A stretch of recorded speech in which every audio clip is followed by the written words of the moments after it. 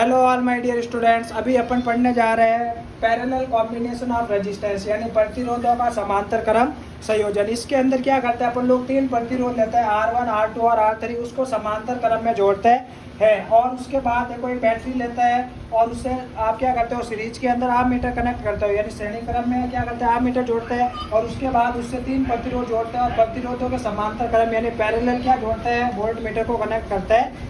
Volt meter हमेशा parallel connect होता है और आर्म मीटर हमेशा श्रेणी क्रम यानी सीरीज के अंदर कनेक्ट होता है। आर्म मीटर किसका मेजरमेंट करता है, करंट का, और वोल्ट मीटर किसका मेजरमेंट करता है, वोल्टेज या आपके पोटेंशियल डिफरेंस का। उसके बाद अपन लोग बात करें, अगर इस बैटरी से करंट जा रहा है आई, आप सबको पता है करंट हमेशा प्लस से माइनस की तरफ बहता है, तो यहाँ पे करंट जा रहा है आई, आर्म मीटर से होते हुए करंट तीन पार्ट के अंदर डिवाइड हुआ या नहीं हुआ, तो इसलिए इधर जा रहा है I1, इधर जा रहा है I2 और इधर जा रहा है I3। ये रेजिस्टेंस है R1, ये रेजिस्टेंस है R2 और ये रेजिस्टेंस है आपके पास R3। उसके बाद अगर अपन लोग बात करें तो इसके अंदर क्या होता है, वोल्टेज का मान कांस्टेंट होता है। जो आपके वोल्टेज होता है पैरेलल कॉम्बिनेशन के अंदर वो क्या होता है, कांस्टेंट होता है। तो यहाँ पे टोटल अपन लोग करंट निकाले, क्योंकि जो I का मान है वो क्या होगा, I1 plus I2 plus I3 होगा या नहीं होगा, होगा, क्योंकि अगर ये I है तो इन तीनों के सम के बराबर होना चाहिए या नहीं होना चाहिए। अब आप लोगों ने ओम्स लॉ पढ़ रखा है, बाई ओम्स लॉ यानी ओम के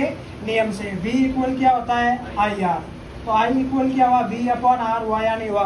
तो यहाँ पे टोटल I क्या है, V अपॉन R के बराबर है या नहीं है। तो पहला क्या है I1, I1 किसके बराबर होगा, V अपॉन R1 की, क्योंकि V सबके लिए कांस्टेंट है। उसी प्रकार V अपॉन R2 होगा या नहीं होगा। और उसके बाद थर्ड जो है V अपॉन R3 होगा या नहीं होगा। अब ऊपर से V कॉमन आ रहा है या नहीं आ रहा है, तो इधर देखो V अपॉन R इक्वल क्या होगा, V कॉमन है 1 upon R1 plus 1 upon R2 plus 1 upon R3। V ने V को कट कर दिया तो 1 अपॉन R बराबर आपके पास क्या आ गया, 1 upon R2 plus 1 upon 1 upon R1 plus 1 upon R2 plus 1 upon R3। तो ये आपके पास क्या हुआ, पैरेलल कॉम्बिनेशन का टोटल रेजिस्टेंस का फॉर्मूला आ चुका है। उसके बाद देखो यहाँ पे ध्यान से सुनना, आप लोगों ने एक चीज़ सोची होगी, देखो जब अपन रेजिस्टेंस को सीरीज यानी श्रेणी क्रम में जोड़ते हैं तो जो टोटल प्रतिरोध आता है, जो टोटल रेजिस्टेंस होता है वो हमेशा क्या आता है, ज़्यादा आता है। लेकिन जब अपन लोग रेजिस्टेंस को कैसे जोड़ते हैं, पैरेलल, तो आपके टोटल रेजिस्टेंस का मान कम आता है। ये बात आपको ध्यान रखनी है। इसीलिए घरों के अंदर जो सर्किट होता है उसको हमेशा पैरेलल जोड़ा जाता है, क्योंकि उसके अंदर जो रेजिस्टेंस होता है, जो प्रतिरोध होता है, उसका मान आपके पास कम आता है। ये चीज़ आप लोगों को समझ में आ गई। तो ये आपके समांतर क्रम संयोजन था। समांतर क्रम संयोजन यानी पैरेलल कॉम्बिनेशन का फॉर्मूला आपको पता चल गया। अगर मैं किसी बच्चे से सीरीज का पूछूं तो R इक्वल क्या होगा, R1 plus R2 plus R3। अगर तीन प्रतिरोध आपके ऐसे सीरीज के अंदर जुड़े हुए हैं तो आई बात समझ में, ये R1 है, ये R2 है और ये आपके पास क्या है, R3। आई बात समझ में। अभी अपन लोग करने जा रहे हैं न्यूमेरिकल, जो न्यूमेरिकल क्वेश्चन है ना वो करने जा रहे हैं, तो उसको आप लोग सारे बच्चे ध्यान से देखोगे, ठीक है। तो देखो फर्स्ट क्वेश्चन आपके पास क्या है, देखो प्यारे बच्चों ध्यान से सुनना। आपके पास दो फॉर्मूले हैं, पहला सीरीज का और दूसरा पैरेलल का। तो मैं बुक के सवाल ही करूँगा और थोड़े मन से करूँगा। पहला सीरीज का फॉर्मूला आपके पास टोटल रेजिस्टेंस का फॉर्मूला होता है R equal R1 plus R2 plus R3। अगर 4 है तो R4 कर दो, 2 है तो R1 प्लस R2। और पैरेलल की बात करूँ, पैरेलल कॉम्बिनेशन ऑफ रेजिस्टेंस का टोटल रेजिस्टेंस का फॉर्मूला होता है 1 upon R equal 1 upon R1 plus 1 upon R2 plus 1 upon R3। तो पहले क्वेश्चन करते हैं बेटा, ध्यान से सुनोगे। पहला क्वेश्चन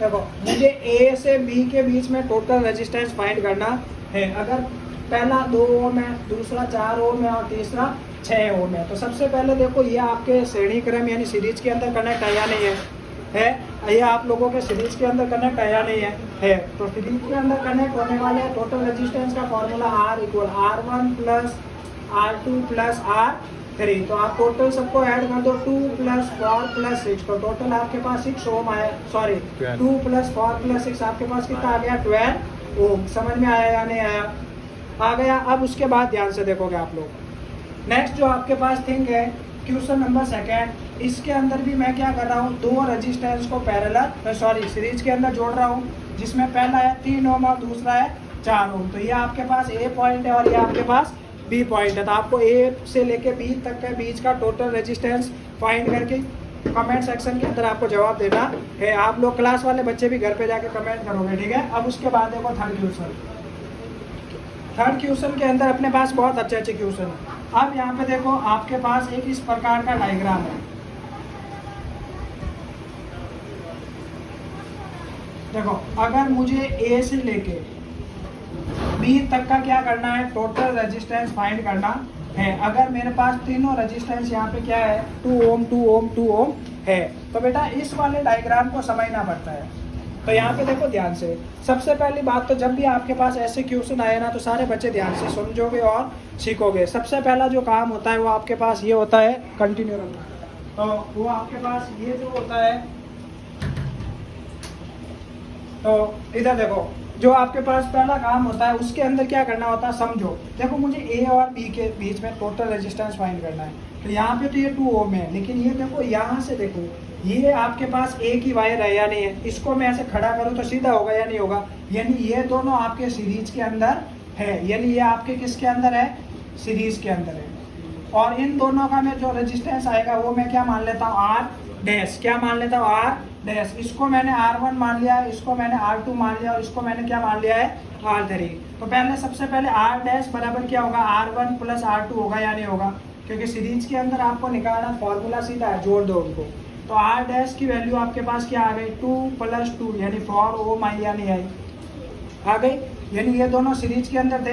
अब ये दोनों सीरीज के अंदर थे तो आपके पास ऐसे आपके पास टोटल 4 ओम रेजिस्टेंस आया या नहीं आया। अब यहाँ से आपके पास 4 ओम आ गया और ये आपके नीचे एज इट इज पड़ा है, तो ये दोनों आपके पैरेलल हो गए या नहीं हो गए, हो गए या नहीं हो गए। तो यहाँ पे ए और बी के बीच में, तो देखो ये तो नीचे वाला 2 ओम है और इन दोनों का रिजल्ट जो इसके पैरेलल आया वो कितना है, 4 ओम है। तो ये आपके पास R डैश है और ये आपके पास R3 है। अब मुझे R टोटल निकालना है, R टोटल निकालना किसके बीच का, ए बी के बीच का, यानी ए और बी के बीच का टोटल रेजिस्टेंस निकालना है। तो ये पैरेलल है तो इसका formula 1/R total A B equal क्या होगा, 1/ पहला क्या है, R डैश आया नहीं है और दूसरा आपके पास 1/R3 होगा या नहीं होगा। क्यों, देखो यहाँ पे ये दूसरा रेजिस्टेंस है R3 और पहला रेजिस्टेंस है R डैश। आप बोलोगे सर R1 और R2 क्यों नहीं ले रहे, क्योंकि वो अपन ने पहले सीरीज के अंदर ही एज्यूम कर लिए है। तो थोड़ा कॉमन सेंस का भी आप लोगों को प्रयोग करना है। गर्मी बहुत है भाई, हमारे वीडियोस को पूरा देखे, तुम भी देखा करो, आगे एग्जाम में काम आएंगे, ठीक है। इधर देखो 1/RAB, तो मुझे RAB के बीच का टोटल निकालना, R डैश की वैल्यू 4 और 1/R3 की वैल्यू 2। अब देखो मैं डायरेक्ट कैलकुलेशन करूँगा। सब बच्चों को पता है RAB की वैल्यू बराबर 3/4 आ रहा है या नहीं आ रहा है। कैसे, आधा और पाव, 3 पाव होता है या नहीं होता है। मारवाड़ी आदमी को ये सब पता है कि बेटा आधा और पाव कितना होता है, 3 पाव होता है, क्योंकि 1/4 का मतलब 4 में से 1। आई बात समझ में, तो ये पाव है। और 1/2 का मतलब क्या है, 2 में से 1 यानी आधा। तो आधा और पाव कितना होता है, 3/4। आप चाहो तो एलसीएम ले लो, 4 और 2 का एलसीएम कितना आएगा, 4, क्योंकि 4 2 की टेबल में आता है।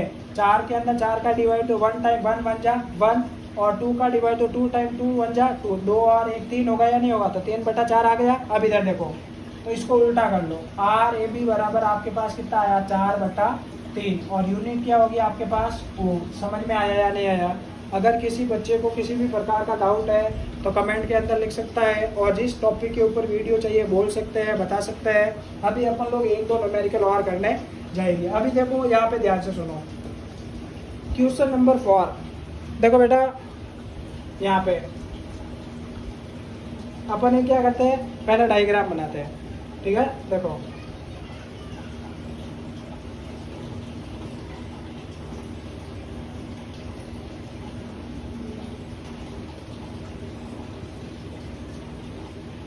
देखो आपके पास ए इधर है और बी इधर है। ये आपके पास 4 ओम है, ये आपके पास 4 ओम है, ये आपके पास 4 ओम है और ये भी आपके पास 4 ओम है। तो इसका आंसर आपको खुद को निकालना है। कैसे निकालोगे मैं थोड़ा समझा देता हूँ। देखो ये सीधा वायर है तो ये दोनों सीरीज के अंदर हुए या नहीं हुए, और ये भी सीधा वायर है तो ये दोनों भी सीरीज के अंदर हुए या नहीं हुए। इन दोनों का रिजल्ट क्या आएगा, पैरेलल। कर लोगे, 4 और 4 8, 4 और 4 8, 8/8 मतलब 1/8 + 1/8 निकाल लोगे। तो किसी को कोई दिक्कत तो नहीं आएगी ना, क्योंकि यहाँ पे दोनों का रिजल्ट मैंने क्या कर दिया, आपके सबका 4-4 ओम दे दिया है। तो इसका आंसर निकाल के सारे बच्चे कमेंट सेक्शन में बताएंगे। अब उसके बाद देखो यहाँ पे नेक्स्ट जो चीज़ आ रही है वो अपन आगे करने जा रहे हैं। एक और सवाल करने जा रहे हैं, बेटा तो वही है, ठीक है। जिसको नोट करना है वीडियो को पॉज करके नोट कर सकता है। इधर देखो यहाँ पे एक और अपन लोग आगे करने जा रहे हैं, क्वेश्चन ध्यान से सुनोगे सारे बच्चे। देखो अब जो आगे आपके सवाल है सारे बच्चे ध्यान से देखोगे भाई। अगर आपके पास 3 रेजिस्टेंस है, 3 रेजिस्टेंस है, आई बात समझ में। देखो पहला है 2 ओम का, पहला कितना है 2 ओम का। सेकंड है आपके 3 ओम का, कितने का है 3 ओम का। और थर्ड है जो आपके पास कितने का है 6 ओम का है। तो अब आपसे एक सवाल पूछा गया है, इन तीनों को कैसे जोड़े कि आपके पास मैक्सिमम रेजिस्टेंस आए और मिनिमम रेजिस्टेंस आए। यानी इन तीनों रेजिस्टेंस को मैं कैसे जोड़ूं कि मेरे पास एक का रिजल्ट सबसे ज़्यादा आए और दूसरे का सबसे कम आए। तो सबको पता है सीरीज के अंदर, सीरीज यानी श्रेणी क्रम में जोड़ता है तो रिजल्ट क्या आता है, मैक्सिमम आता है। क्या आता है, मैक्सिमम आता है। और पैरेलल जोड़ता है तो आपके रिजल्ट क्या आता है, मिनिमम आता है। ये चीज़ आप लोगों को अभी बताई है मैंने। यानी अगर आप रेजिस्टेंस को सीरीज के अंदर जोड़ते हो तो रिजल्ट ज़्यादा से ज़्यादा आएगा, और अगर आप पैरेलल जोड़ते हो तो रिजल्ट आपके पास कम से कम आएगा। डायग्राम बनाना है, बोल दो भाई डायग्राम बनाना है, ऐसा नहीं बनाना है, डायरेक्ट करें। इधर देखो तो पहला सीरीज के अंदर, सीरीज का छोटा बना लेते हैं। ये लो अपन बैटरी हैट्री से कनेक्ट नहीं कर रहे हैं। पहला कितना है 2 ओम, दूसरा कितना है 3 ओम, तीसरा कितना है 6 ओम। R1 R2 और R3, ये A ले लिया और ये B ले लिया। तो मुझे R टोटल निकालना है A से B तक। तो R1 plus R2 plus R3 होगा या नहीं होगा, समझ में आ गई मेरी बात। तो देखो RAB बराबर R1 कितना है 2 प्लस 3 प्लस 6 बराबर 11 ओम आया या नहीं आया, आ गया। आप चाहो तो कमेंट सेक्शन में इसको पहले करके भी आंसर बता सकते हैं। अब इधर देखो, अगर इसको पैरेलल कनेक्ट करता हूँ, कैसे कनेक्ट करता हूँ, पैरेलल। तो पैरेलल का थोड़ा डायग्राम बना लेते हैं, बच्चे खुश हो जाएंगे। इधर देखो, क्योंकि पैरेलल वाले में थोड़ी सी बच्चों को क्या हो जाती है, घबराहट हो जाती है। A B पहला कितना है 2 ओम, सेकंड कितना है 3 ओम और थर्ड कितना है 6 ओम। इसमें कोई दिक्कत ही नहीं आनी चाहिए। R पैरेलल का फॉर्मूला 1/R, टोटल किसके बीच में निकालना है, AB के बीच में। 1/R1 plus 1/R2 plus 1/R3। तो 2 ओम R1 है, 3 ओम R2 है और 6 ओम R3 है। तो इधर देखो सारे बच्चे 1/RAB बराबर 1/2 प्लस 1/3 प्लस 1/6। सबको पता है इसका एलसीएम 6 होगा। कैसे निकाल के बताओ, क्योंकि देखो 2 और 3 की टेबल में 6 आता है। जो बड़ा नंबर है अगर वो बाकियों की टेबल में आता है तो वही एलसीएम होता है। इतनी बार बता रखा है मैंने। हमेशा आप लोगों को भी एक चीज़ का ध्यान रखना है, अगर बड़ा वाला नंबर बाकी दो की टेबल में आता है वही एलसीएम होता है। तो डायरेक्ट आपको पता चला ना, 2 3 जा 6, 3 2 जा 6 होता है। तो इसको इधर करते हैं, इधर देखो। तो यहाँ पे R1/AB, इधर देखो 1/RAB इधर इक्वल 2 3 और 6 का एलसीएम 6। अब एलसीएम लेते हैं तो देखो पहले 2 का भाग दो, कितनी बार 3 बार, 3 एकम 3, फिर 3 का भाग दो 2 बार, 2 एकम 2, और 6 का भाग दो 6 में 1 बार, 6 1 एकम 1। तो यहाँ पे RAB बराबर 6/6 कितना आ गया है, 1 आया या नहीं आया, 1/1। अब आपको RAB की वैल्यू निकालनी है तो उल्टा कर दो, RAB बराबर 1 ओम आया या नहीं आया। तो ये आपके देखो पैरेलल के अंदर टोटल रेजिस्टेंस का मान कम आ रहा है, जबकि सीरीज के अंदर टोटल रेजिस्टेंस का मान ज़्यादा से ज़्यादा आ रहा है। अगर आप में से किसी भी बच्चे को किसी प्रकार का डाउट हो तो हमें कमेंट करके ज़रूर बताएं। हमारे वीडियोस को शेयर करें अपने दोस्तों के साथ, अपने क्लासमेटों के साथ, और जो भी आपके कक्षा 10वीं के अंदर, 11वीं के अंदर, 12वीं के अंदर पढ़ते हैं, क्योंकि ये 11 12 10 सब क्लासों के अंदर आता है। और हमारे पेज को जो फेसबुक के ऊपर है अर्जुन प्रजापति ब्लॉग्स, उसको भी क्या करें, लाइक करें, और वहाँ पे भी आपके टीचिंग फील्ड से रिलेटेड वीडियोस डाले जाएंगे। Thank you.